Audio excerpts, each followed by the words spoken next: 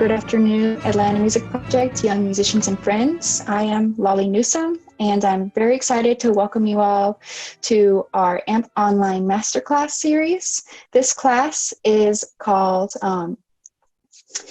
this is our beginner music theory class, and with Logan Sal there. If you're a musician, I invite you to participate by playing along at home. And if you play an instrument, if you're a vocalist, there will be chances to sing and answering questions. You can answer the questions in the chat, or you can use the question and answer function on Zoom. But we will be posting lots of questions and things on the chat, so make sure you have your chat pulled up and monitored. And if you have any questions during the chat at all, and you can put them in the chat, you can put them anywhere. We will answer them, get to them quickly, and this is an interactive class, so you'll have a chance to answer the questions in real time. Logan will have exercises that he'll put the answers for after he goes through the exercises. So yes, please enjoy this class, and if you have any question at all, don't hesitate to send a message in the chat. Thanks so much. Logan, take it away. Alrighty. So the last few classes, we've been talking about how to read music. So far, just to kind of recap some things, we've learned bass clef and treble clef. We've learned the basic rhythms, whole note, half note, quarter note, eighth note. And we just barely started talking about time signatures. So those are the things that we have already discussed. And we're going to review a little bit of that and drill some of those things now before we get into some more advanced music reading. So let's start with, we're going to do 8 questions pertaining to treble clef. So the acronym that we use to remember the notes in treble clef are, going from the bottom line to the top line, every good boy does fine. So E, G, B, D, and F. For the spaces, space rhymes with face. So we have F, A, C, and E. So this is all dealing with treble clef. One that looks like that right there. So for these, just to warm up, I'm going to go ahead and put some notes by each of the questions, and go ahead and write down your answer as to what the letter name is of that note. So number 1, we'll start right here on the 3rd line. Number 2 is going to be down on the 1st space. Number 3 will be on the top space. Number 4 on the top line. Number 5, the 2nd line. Remember, we number them from the bottom to the top. Number 6 will be on the 4th line. Number 7, let's see what we don't have up there yet. Let's do the 3rd space. And number 8, let's do the 1st line. 1st line in treble clef. So take a few moments and write down your answers for each of these 8 questions, and then we'll go over these, and we'll just check our work this time. So take a minute and have a look at those. If you have trouble seeing the board, just put it in the chat and we'll try and clear that up for you.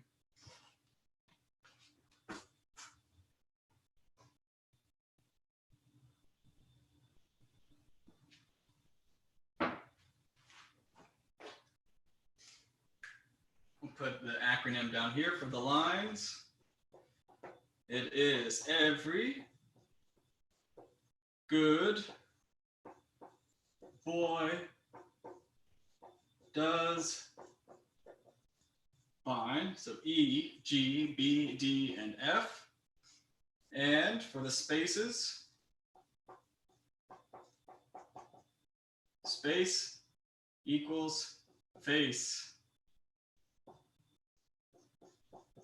So that should make sure we're on the right track. So we'll take just a few more seconds before we put the answers on the board.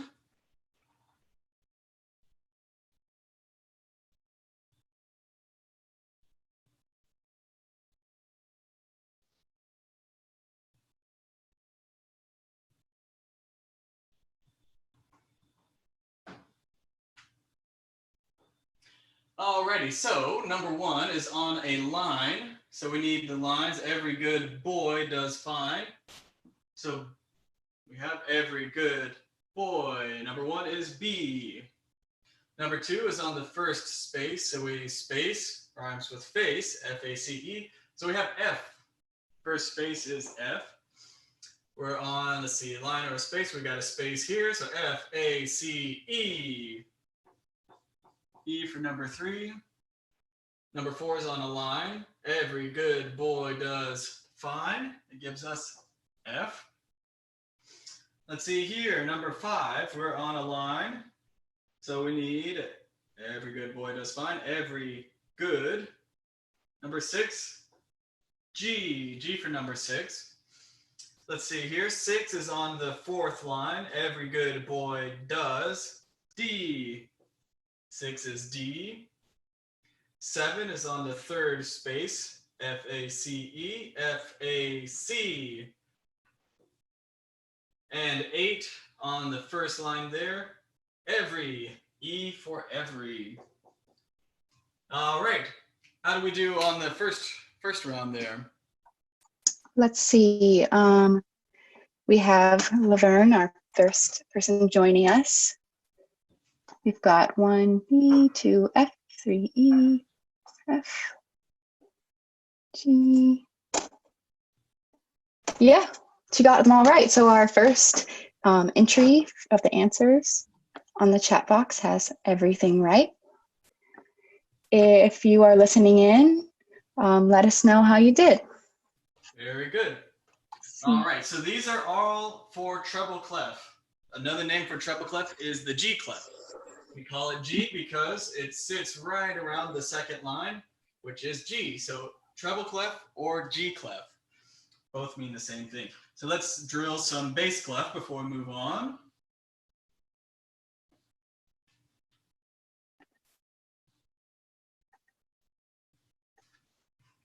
And remember, when we're drawing a bass clef, we go to the fourth line.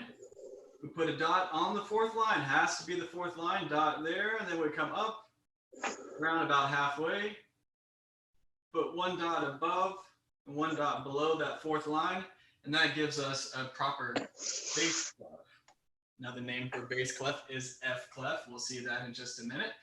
So let's number the same number. We'll do 8 of these again. So 1, 2, 3, and 4, 5, 6, 7, and 8. So this is with bass clef. Bass clef. Remember, bass clef, these notes are the low notes, not the high notes that we use for treble clef. All right, and to review, the lines for bass clef, we remember good burritos don't fall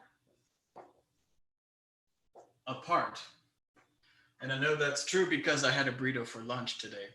So good burritos don't fall apart. G, B, D, F, and A. And for the spaces, we use all cows eat grass. So this is for bass clef. Only for bass clef does that work. All right, so we'll start on the first line for number 1, the second space for number 2, the third space for number 3.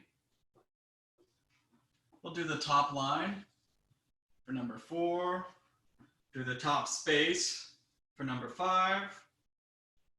Let's do the bottom space for number 6. Let's do now the second line for number 7. And what are we missing here? Oh, last we'll finish with a special one on the fourth line for number 8. Number 8's on the fourth line. All right, so we'll do the same thing. Take a moment and write down your answers, and then we'll check them in just a few moments. And while you guys are working, we've had several new attendees since our introduction. So just to reintroduce very quickly, this is a part of our AMP Masterclass series sponsored by the Chestnut Family Foundation. This class is Beginner Music Theory, How to Read Music, Part 3 of 7. So this is a 7-part class. This is the 3rd class, and with Logan Souther. You all may be doing this already, but it'd be great to have a piece of paper where you're writing your answers and taking notes, because we will erase the board periodically, and we will be active in the chat and question and answer section. If you have any questions, pop them in the chat, and as soon as Mr. Logan goes over this, let me know how you did.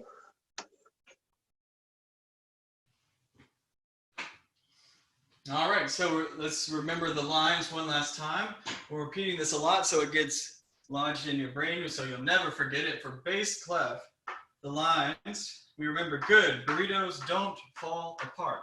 G, B, D, F, A. And that goes from the bottom to the top in the lines. So G, B, D, F, A. And for the spaces, going from the bottom to the top again, all cows eat grass. All right, so we've got a line for number 1. So we need good burritos. That gives us good. G. Number 1 is G. 2, we're on a space. So we need all cows eat grass. All cows. C. 3 is also a space. All cows eat. E. Number 4 is on a line. So we need good burritos don't fall apart. Number 4 is A. Number 5, on a space, all cows eat grass. G. 6, also on a space, A, all cows eat grass. A, 6 is A. 7, on a line, good burritos don't fall apart. Good burritos, so 7 is a B. And 8, also on a line, good burritos don't fall. F. Number 8 is F. All right. Hope you guys are doing well with this. Like I said before, we'll do a little bit of drilling of treble and bass clef before each lesson, just to keep that fresh. All right. Any questions, comments about treble and bass clef? Is bass clef harder or easier for you guys? What do you guys think? Have any opinions on bass clef versus treble clef? Pretty easy for the tuba players. Yeah, it depends highly on what your musical experience is, which clef is easier or harder for you. Anybody in the chat have an opinion? All right, so one of our percussion students says bass clef is easier. It's very interesting. Yeah. All right, well, we'll keep working on both of these just a little bit to warm up before each class. All right, so this is all going away. I hope you took notes. It was up there for a while. Some of these notes also are going to be in the chat as the lesson progresses. All right, we had one, this is interesting. One person said singers use the G clef, so the treble clef, so it's easier. When you go from singer to pianist, the G clef is still easier to learn. So it's very interesting, yeah. It very much depends on your experience, but it's good for everyone to know both clefs. That's right, that's right. And we'll start to see that why it's good to know both clefs and how they connect, how they meet up in just a moment now. All right, so we've learned about the notes on the staff. Here's the staff. It gives us the 5 lines and 4 spaces. But what if we need to play a note higher than what's on the staff? So right here, this note right here at the top of the staff is that note right there, is this F. But as you can hear, there are notes higher than F. We have F.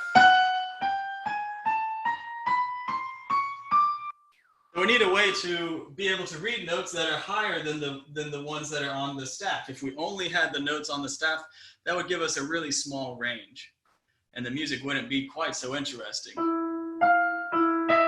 Just a little bit more than an octave if we were only using the notes on the staff. So If you guys have a piece of paper or your staff paper, you can go ahead and mark this down. We're going to talk a little bit about what are called ledger lines. Ledger lines. So on top of the staff, if we need to go a little bit higher, we're going to add, well, first we have a note right above the treble clef. So if this top line is F, what do you think that space right above F would be? You guys can put that answer in the chat box. Any answers? So Anybody right know what this F. note is? It's not part of the acronym, but. Good. G. So I we see have it. G, good. So we use the acronym to remember lines and spaces, but if we put them all in order, let's see what we get. So we'll start at E. We'll just go lines and spaces together, the next note up, F, G, A, B, C, D, E, F. And so you see now we're going basically in alphabetical order. Up to G. We need to add a ledger line here because we always have to go line, space, line, space. The pattern continues. So we add a line, and that gives us the note A. We go up there, B, etc. So as we go up line and space, one step at a time, it'll go in alphabetical order. So that'll help be a clue when we start working on ledger lines more. So let's go ahead and just start getting some of these, getting familiar with these. So the first line, the first note right above the staff, that's going to be a G. So if you've got staff paper, it would be great for you guys to mark these down because as Ms. Lawley said, it doesn't always fall in the acronym. So after we get to the top of every good boy does fine or every good boy does fine, once we get to the top, that acronym doesn't help us out as much. So it's important to really learn these and memorize these as you see them. So G is the first line, sorry, the first note above the staff. And if we go up one step from there, we'll draw a line right above where the G would be. We'll put that note there. And that's going to be the note A. Now we only need that one line because we've got a space right above that. So with one ledger line, remember these lines right here are what we call ledger lines. We'll add a note on top of that. That's going to be like it's in a space. That B is going to be a space above the ledger line. And that will be B. Then we'll stop right here for now. With two ledger lines above treble clef, it's going to be the note C. Two ledger lines above treble clef will be C. And this can keep going. There's notes can go all the way up to 5, 6 ledger lines. Especially if there's any flute players on there now, Miss Lawley can tell you there's lots of ledger lines to learn if you're playing a high instrument. It's accurate. So we'll just use these few right here above the staff. So there's ledger lines above the staff. That's what we're looking at here. G, A, B, and C. So make sure you write this down because when we start drilling it, we have to work to get fast. I mean, the goal is that you can see this without even having to think about it and know 2 lines above the treble clef staff, that's the note C. So make sure you have this marked down because it's not always easy to get just on looking at it at the first try. So once again, first note above the staff is G, first ledger line A, above the first ledger line B, and 2 ledger lines above the treble clef staff is C. Good. And if you don't have staff paper, if you just write 5 parallel lines close together, that's a good substitute.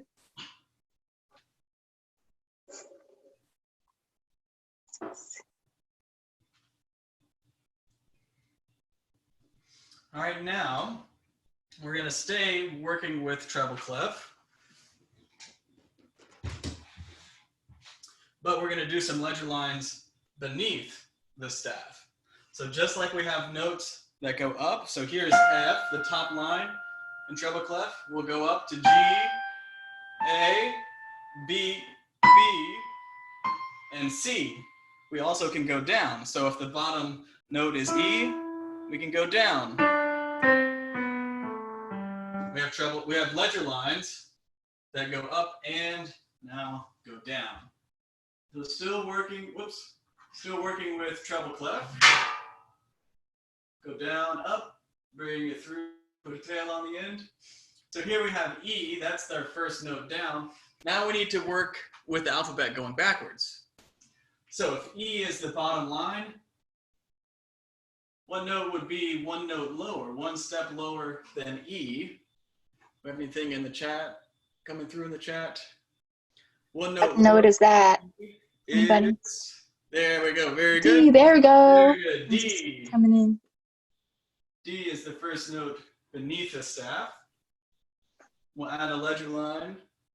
Can everybody see the board? It looks like there's a little bit of a glare. It is clear to me, but if anyone can't see it, let us know. Saying it's clear. All right, so this first note beneath the staff is D. We'll draw a ledger line underneath it now. That'll give us the note C. We'll draw another ledger line down. So we've got to be beneath the ledger line. That'll give us the note B. Let's finish here again at 2 ledger lines underneath it. That'll give us the note, give us the note A.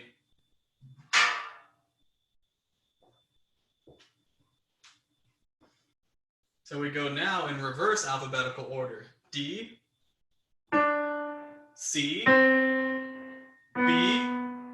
A.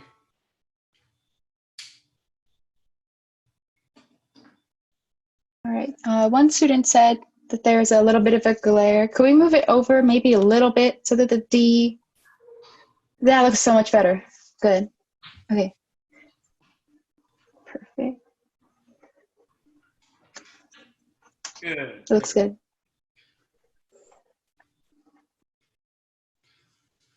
So if we were going to have a definition or a sentence for ledger lines, what they do is extend the staff. They make the staff bigger up or down. So ledger lines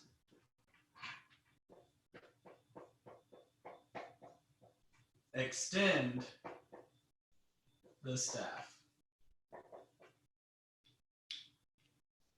So please make sure that you have this in your notes and use this. We'll use this for part of our warm up next time. So when we warm up with treble clef next time, all of these notes are fair game. So we need to know the notes both on the staff and these 4 notes above and below. So we've got 8 extra notes to be learning. So because we're starting to run a little bit low on time, I'm going to leave it at this. We're not going to drill these, but I do want you guys to learn these before next time. We're going to start off first thing with ledger lines, drilling these notes. All right, and we'll also talk about the bass clef ledger lines next time also. All right, so remember these are ledger lines, these additional lines of the staff, and what they do is extend the staff. First note above the staff is G, first ledger line, A, above the first ledger line, B, and 2 ledger lines, C. That goes alphabetical order. When it goes up and down, goes reverse alphabetical order. First note beneath the staff, D, going down 1 ledger line, C, beneath that ledger line, B, and 2 ledger lines beneath the staff is the note A. All right, make sure that you got this in your notes because this is all going away now. One last time, ledger lines, extend the staff, up or down. These are the notes above the staff in treble clef. G, gone, A, gone, B, and C are gone. And the notes beneath the staff, D, gone, C, B, and A.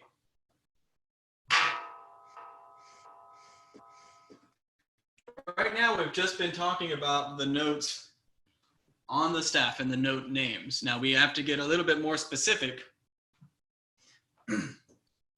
because well, let's get into it. So we're going to talk now about accidentals. Accidentals. You may have heard this before. If you haven't, we're going to start seeing some funny looking symbols added into our repertoire of music theory knowledge. The first looks like this. So when I first learned music theory, this was still looking like a pound sign, but now you guys know that it looks like hashtag. Yeah. Right, we call this accidental a sharp. What a sharp does, it raises the pitch by 1/2 step. So if you guys have been in the oral skills class, you remember listening to whole steps and half steps. Sharp takes this F, if we put an F sharp, put a sharp before it, raises it up. But we'll put this on the board so you guys can see that in just a moment. The first accidental is a sharp. The next, I know when I see a lot of students work, it looks a lot like a B. It's not quite a B, it's a straight line down. And think of it as more like a half heart. See how this is straight at the end, it's not rounded like a B. We call that a flat, and it does the opposite, it lowers the pitch. So if we have a note like a B natural and we want to play a B flat, it'll go down in pitch. We put that flat sign there. Now, if we want to cancel out either of those, we call this a natural sign.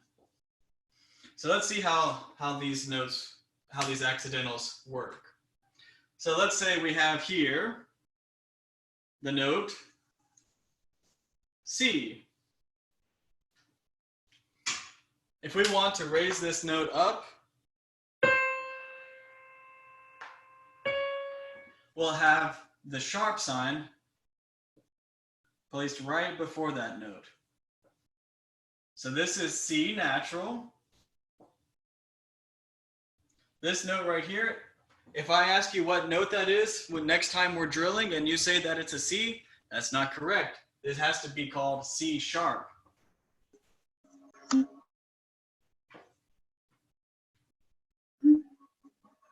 So this is a C natural. This is what the difference sounds like. That's a C natural. C natural. C sharp goes up. C natural. You hear how the addition of that accidental raises the pitch a little bit. Makes it go up to the next half step. C natural to C sharp. Good. And the accidental always is going to go before the note, not after the note. That's right. All right, and we'll go down the line. Let's put another note up there. We'll have the note A. So if you see this note, you'll know that we'll definitely call that an A natural. A natural. But if we add a flat before that note, which is a straight line, then think of a half of a heart, 1/2 of a heart. There's our flat sign. Flat sign before the note A. That gives us A flat. If we're drilling this next time and you say, oh, that's an A, it's not an A, it's an A flat.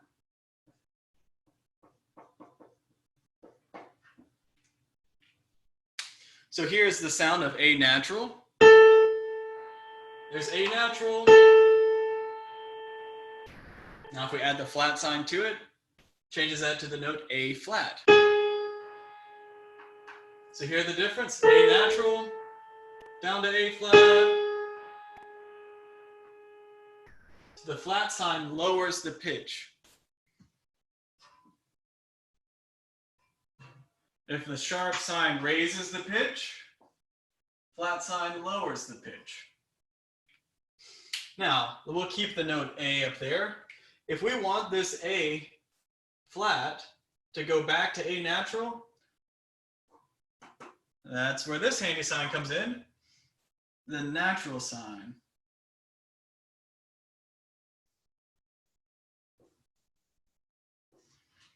So if we start off at A natural, then go down to A flat,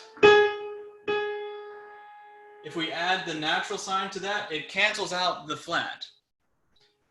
Natural sign cancels that out, so it goes up. In this situation, it goes up from the flat back to A natural. All right, any questions so far? This can be a kind of confusing thing to learn for the first time, how accidentals work. Looks no one has questions in the chat so far, but if you do, yeah, please let us know.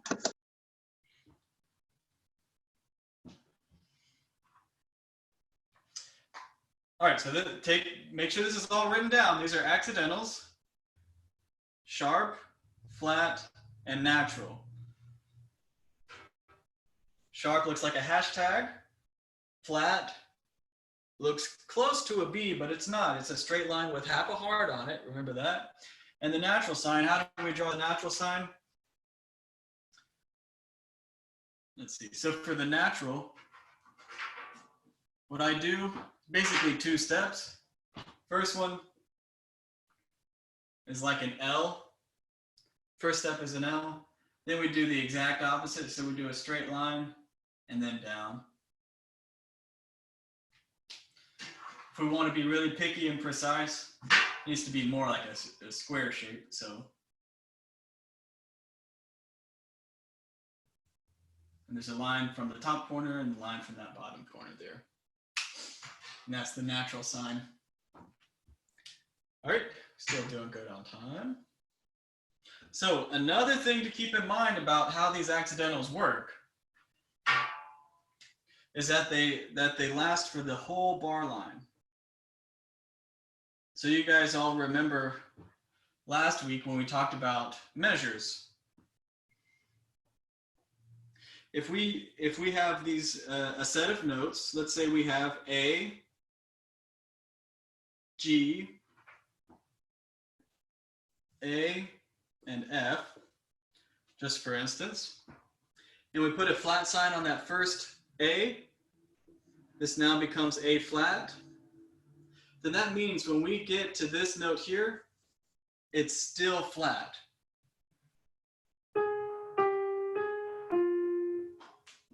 So this A flat carries for the whole bar line. Now, when we reset after the bar line, and there's no flat in front of it, then it goes back to being an A natural. So when we see an accidental sign, it lasts for the whole measure.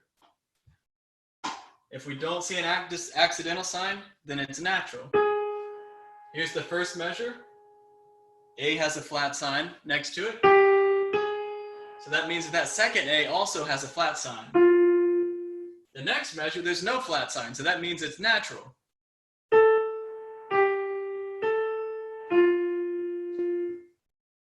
Usually, if that happens, then most likely the composer is going to be helpful to us and is going to remind us that this is natural and put that sign there. When they do that, it's a very kind thing to do. So we call that a courtesy accidental when they remind us what the original note ought to be. So that's called a courtesy accidental.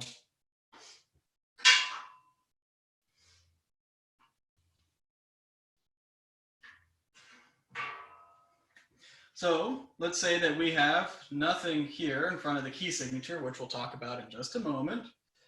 We've got the notes F, G, A, and G.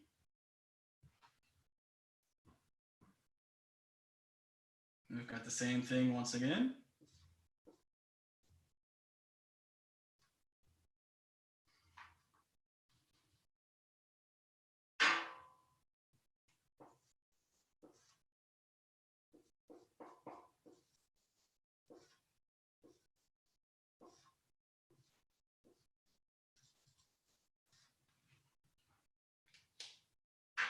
So let's listen to the first measure.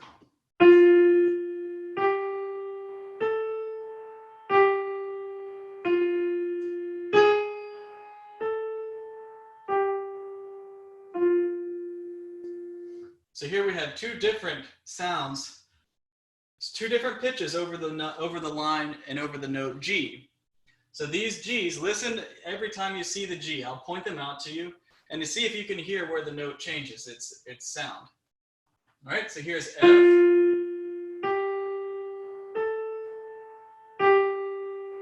Now listen here.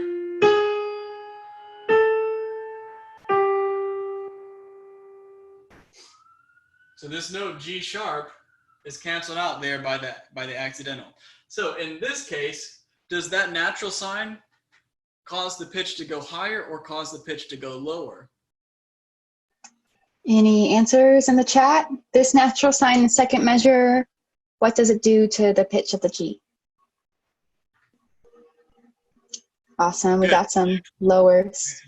So in other situations, the natural sign might raise the pitch instead of lower it, but in this, it lowers the pitch from G sharp to G natural. So a couple of things to keep in mind. Today's lesson, as you can see, is going to be a lot of me talking, but you guys please be sure to keep this down to mark all this down, because this will be coming up in our drills for next time. So in the questions that we ask next week, you guys need to have all of this stuff fresh and ready to go. So accidentals.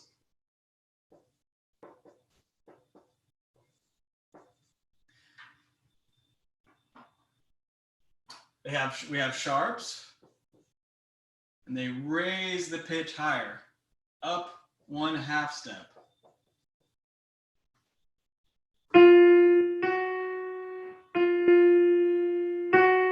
Sharp raises the pitch up 1/2 step.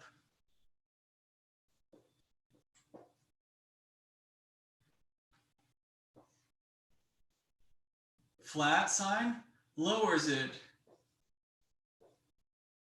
by 1/2 step.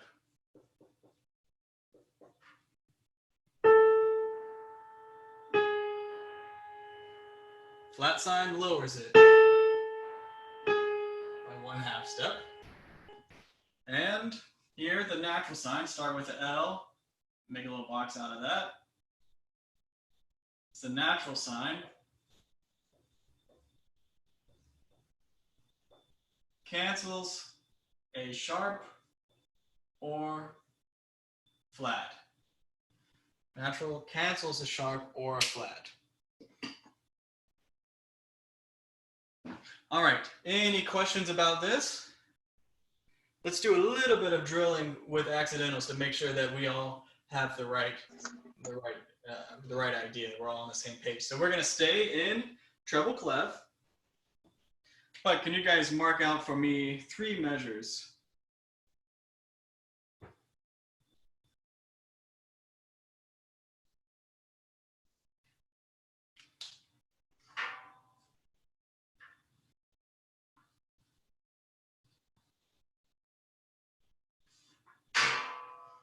All right, so we're going to stay in treble clef. I'm going to put some notes on the board. So be thinking about what note you see.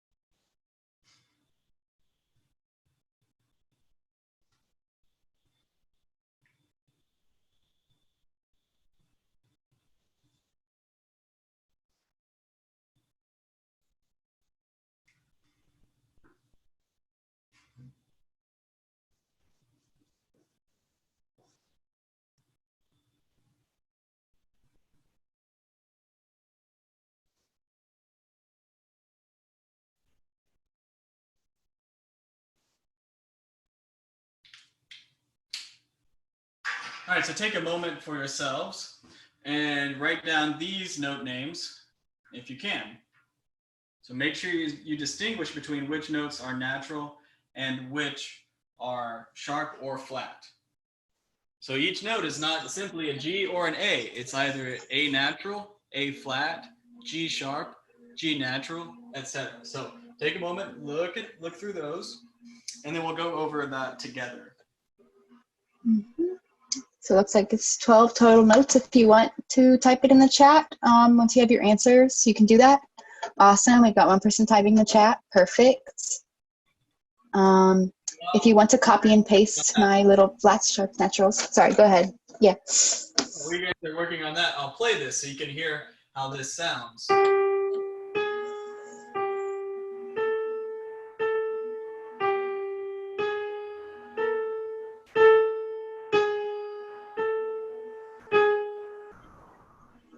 Right, so there's a couple of interesting things about what you hear. So let's unpack this. This first note is G natural. It's not sharp or flat. Mm-hmm. Nothing in the key signature, so that is G natural. First up, we have here, if you can see, is a flat time. So that note is A flat, followed by the G again.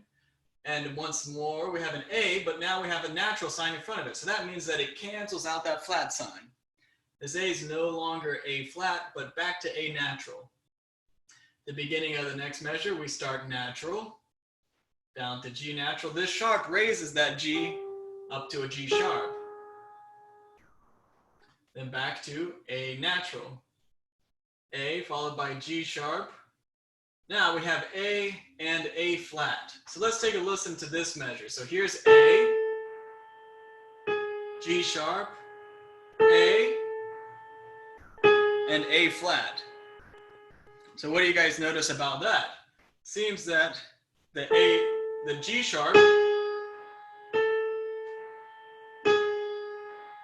and the A flat sound the same. It's in fact because they are the same pitch. It's actually the same note written in two different ways. So when we can write one note two different ways, we call that enharmonics, which is kind of a big word. E-N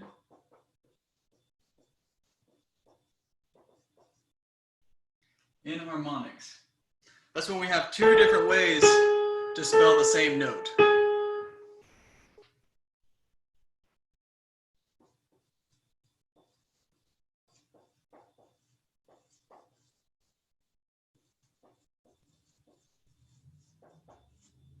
Any questions? Please put them in the chat box. I know we're about out of time. Got just a minute left, but we're starting to cover some more advanced stuff, and we might be moving quickly. And if we are, please put that in the box. We've got plenty of time to slow things down to make sure that we're all on the same page, especially when we're working digitally. So how are we all doing with accidentals and the notes of treble and bass clef and Ledgerlines and all of the stuff we've been talking about the last few weeks? Please let me know how you guys are doing. Yeah. So we got one person saying he's doing good. Tuba player Ian. Anybody else? How are you doing? Is it too fast? Good. All right, good. Good. Lots of goods. That's good. All right, so we covered a lot of new stuff today, but we're going to drill it next time, so be ready for that. All right, any comments or questions? We covered that. All right, Miss Lolly, anything from you? No, just that, yeah, this is a part 3 of a 7-part series. If you weren't here for the intro, this is part of our AMP Online Masterclass series, sponsored by the Chestnut Family Foundation. This class is Beginner Music Theory, How to Read Music with Logan Souther. So we will meet at the same time, same place, same link next week. And if you have any questions, pop them in the chat before we end, and we'll have this same class next week. We'll pick up right where we left off. Awesome. Thank you, guys. See you guys next week. Yeah. Also, after this class, we have another class with Mr. Logan on ear training, and we have several other classes. This link, they're all on our Facebook page, email blast, wherever you got this link, you'll find the links for all the other classes. So hope to see you soon for another class. Thanks, guys. All right, see you next time.